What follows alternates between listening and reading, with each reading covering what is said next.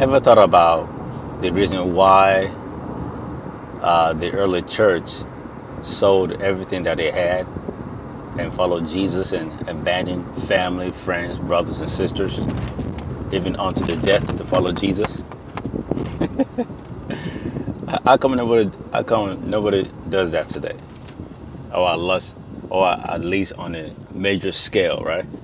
How come today's church that nobody sells, or we encourage to sell all we have, forsake all, even the preacher themselves, right?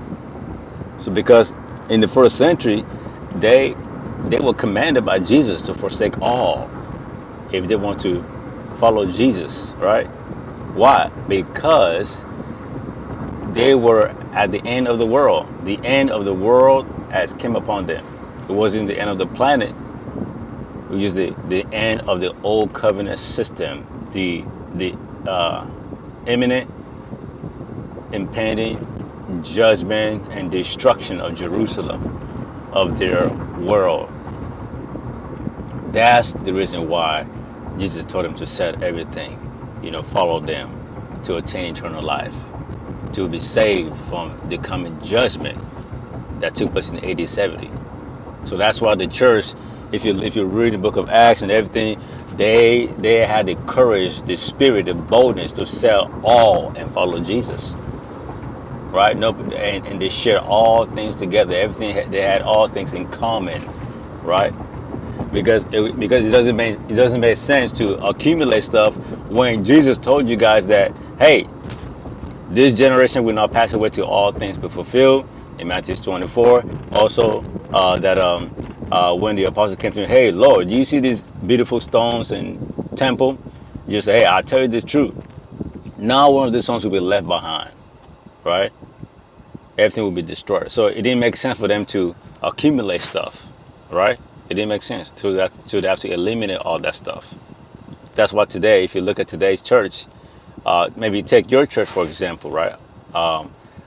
Do they teach that everybody in the church should sell everything that they had so that everybody in the church can have everything in common?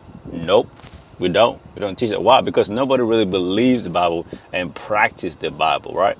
So that's one of the reasons why I've even realized too that the Bible was not technically written to us today. It can be. It was written to the first century believers, the first generation of the apostles. That's why they followed. That's why they did everything. Today we just modify the Bible and do this and do that and say it's about grace, so we don't have to go through all that. But in the early church, when they were living the Bible, right? The Bible wasn't all written down at that time. They were living the Bible.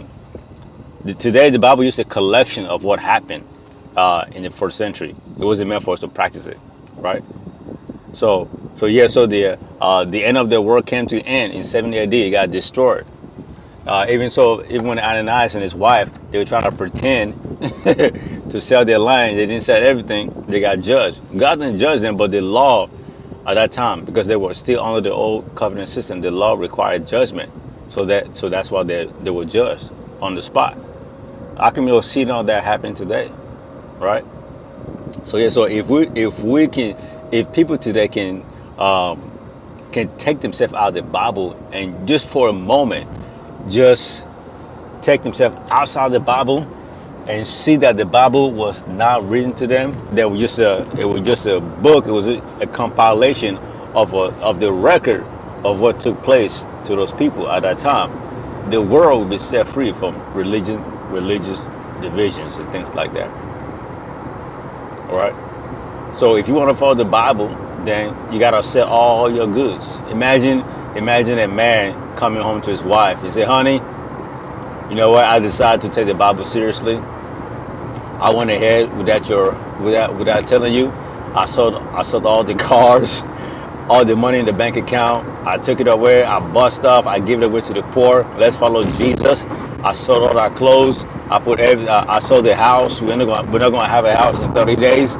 Everything's gone. Let's follow Jesus." How do you think your wife will feel?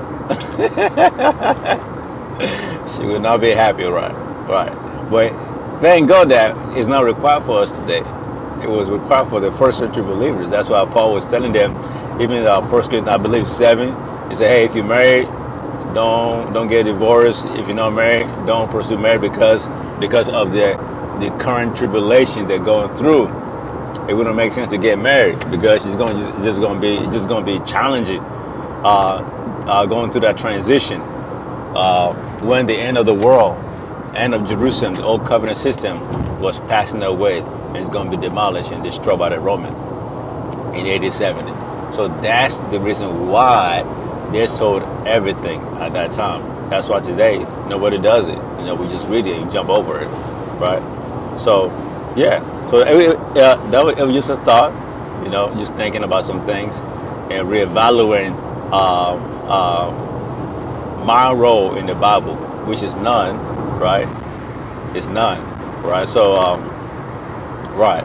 So when you start asking yourself, how come we're not selling everything? All of us, not just the preachers, but all the disciples, let all the Christians that sell everything and give it to the poor and follow Jesus and forsake all. And let's prepare for the end time, the end of the world, because that's what they did. The end of the world was coming to them.